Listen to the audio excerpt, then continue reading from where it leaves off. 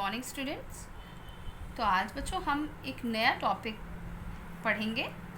जैसे कि आप सब जानते हैं कि हम लोग इससे जो लास्ट हमारा टॉपिक था मेथड ऑफ कुकिंग, वो हमने कंप्लीट कर लिया है और मुझे उम्मीद है कि वो पूरा चैप्टर आपको अच्छे से समझ में आ गया होगा और मैंने उसको आपको पूरा क्लियर समझा दिया था। तो आज हम लोग एक नया टॉपिक देखेंगे, environment. So our today's new topic is environment, यानी कि पर्यावरण. You must have noticed over the years that the places where they are used to be trees, farms, water bodies, now there are bungalows, houses, industries and multiplexes. Trees are being cut to construct houses. The number of vehicles on road has increased. If you look around, you can see smoke and dust in air, and these are increasing day by day. Do you know all these cause a lot of health problems? How are you affected by them and can you do something about it?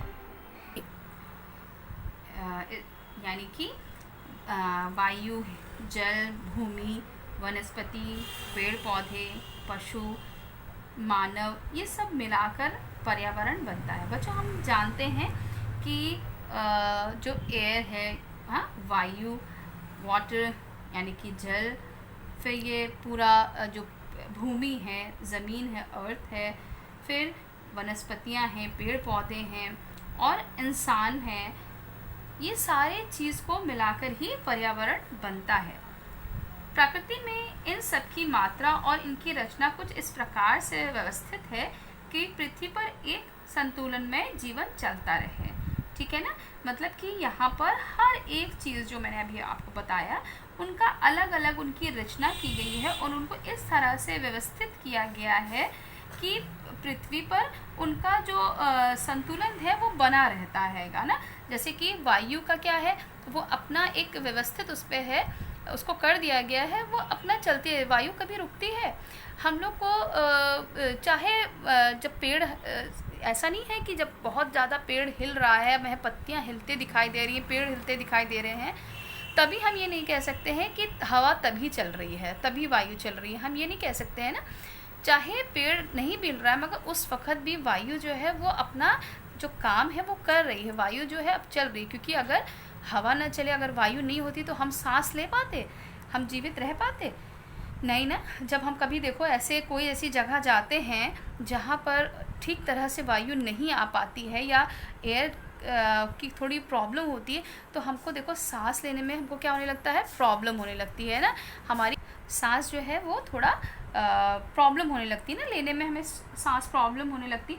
पर इसीलिए हम कह सकते हैं उसको कि वायु जो है, हवा जो है वो लगातार अपना काम करती रहती है, वो चलती रहती है ना। उसको जिस तरह से उसको व्यवस्थित कर दिया गया है वो उस तरह से अपना काम कर रही है। फिर जल है, वनस्पति है, पेड़ पौधे, इंसान है, मानव जो है, ये सबको अलग अलग एक रचना करी गई है इनकी, और इनको पूरे पृथ्वी पर अलग अलग तरीके से उनको व्यवस्थित कर दिया गया है। और इसी संतुलन जो उनका बनता है, ये सारी चीज़ें जो अपने अपने समय पे अपना अपना जो कार्य वो कर रही हैं और जो ये संतुलन चल रहा है, बन रहा है, उसी को क्या कहा जाता है, पर्यावरण कहा जाता है। और प्राकृतिक की इन सभी चीज़ें जो हैं वो अलग अलग उनकी रचना की गई है, पर उनको हर तरह से उनको अलग अलग व्यवस्थित किया गया है और पृथ्वी पर उनका जो संतुलन बना हुआ है वही जो है जीवन सबका चल रहा है। मगर आज इस संतुलन को भंग करने की यानी कि खराब होने के कारण पर्यावरण प्रदूषण का संकट जो है वो उत्पन्न होता जा रहा है, यानी कि पैदा होता जा रहा है। वो कैसे? क्योंकि हम इस चीज़ को जान रहे हैं बच्चों कि आज क्या ही सारी चीज़ों में कहीं ना कहीं प्रदूषण आता जा रहा है ना, हमारा पर्यावरण अब पूरा जो हमारा जो एनवायरनमेंट है वो अब शुद्ध नहीं रह गया है। क्योंकि इसमें किस तरह से, अभी मैं इसको आगे आपको बताऊंगी कि क्या क्या कारण हैं इसके प्रदूषण के। मगर आज के समय में अगर हम देखें तो हमारा जो पर्यावरण है वो बिल्कुल भी शुद्ध नहीं है। इसके कई कारण हैं और इस तरह से इसमें क्या होता जा रहा है, संकट उत्पन्न होता चला जा रहा है। और आपने पिछले कुछ वर्षों में देखा होगा कि जहाँ पहले पेड़ पौधे, खेत, जल और जल के जो भी साधन हुआ करते थे, वहाँ अब बड़े बड़े बंगले, मकान, उद्योग तथा मल्टीप्लेक्स बन गए हैं।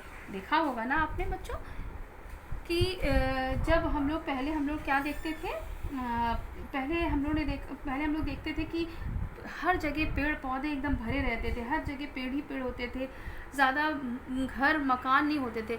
आप तो अभी बहुत छोटे हो, आपको नहीं इस चीज़ को मालूम होगा, मगर आपने अगर नानी नाना, दादी दादा या अपने घर के कोई बुज़ुर्ग से अगर आप पूछोगे तो आपके घर में आपके बुज़ुर्ग जो हैं, आपके ग्रैंड पेरेंट्स बताएंगे कि किस तरह से उनका घर जहाँ है वो कैसे माहौल था। पहले खेत हुआ करता था, बहुत कम घर हुआ करते थे, ज़्यादा पेड़ पौधे ज़्यादा होते थे और हर एक घरों में जल के स्रोत, मतलब पानी के जो आने का साधन है, जैसे कि हैंड पाइप होता है ना, हर घरों में हैंड पाइप हुआ करता था।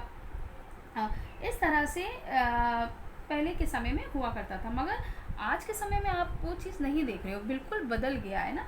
आज के समय में वो पेड़ों को काटा जा रहा है ना, पेड़ काट के, क्योंकि अब जनसंख्या बढ़ रही है, लोग बढ़ रहे हैं, तो उसके लोगों को रहने की जगह चाहिए, घर चाहिए। अब कैसे वो घर बनाएंगे, तो जाहिर सी बात है जहाँ खेत थे तो अब वो खेत नहीं रहे, लोगों ने ज़मीनें खरीद के अपने घर बनवा लिए हैं।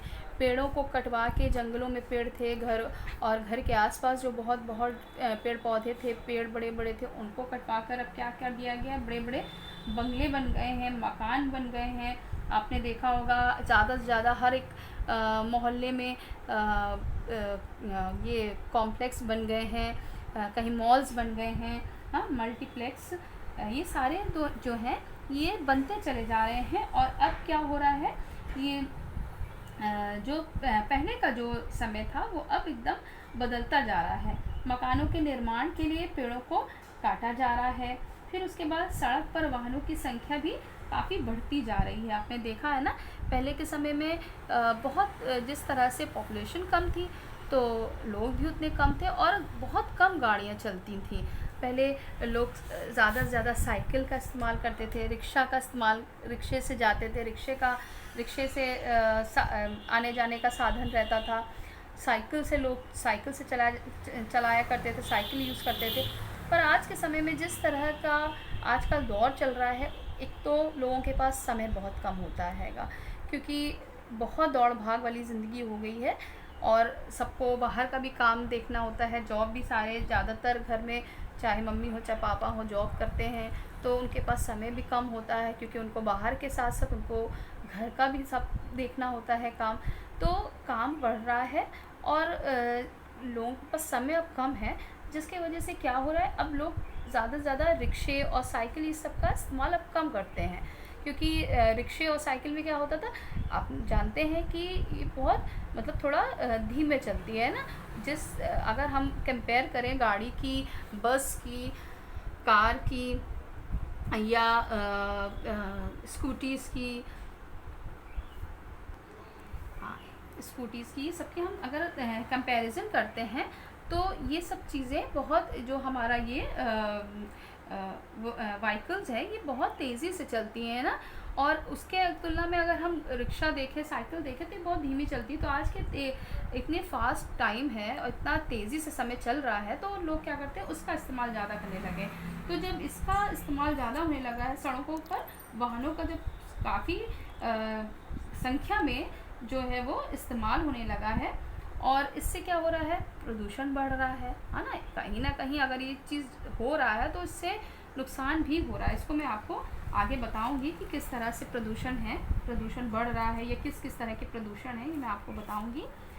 पर यदि हम अपने आसपास देखें तो वायु और धुआं और धूल ही हमें नज़र आएगा।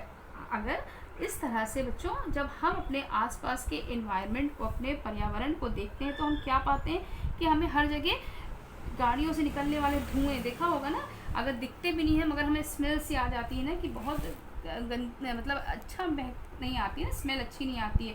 फिर धूल हमें नज़र आता है कि हर जगह हमें धूल धूल सी दिखाई देने लगती है, और ये सब जो है वो दिन प्रतिदिन बढ़ता ही जा रहा है।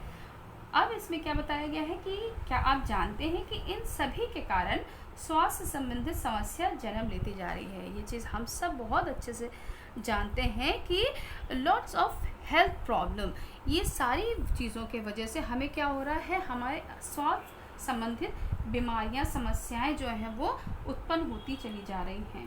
पर आप इन कारकों से किस प्रकार प्रभावित होते हैं, इस संबंध में आप क्या कर सकते हैं, ये है ना, हमें ये देखना है कि हम ये सारे जो भी मैंने अभी आपको कारण बताए हैं प्रदूषण के, वो उनसे हमारा जीवन किस तरह से प्रभावित हो रहा है, अफेक्ट हो रहा हैगा, और हम उसके लिए क्या कर सकते हैं, ये हमारे लिए सोचने वाली बात है।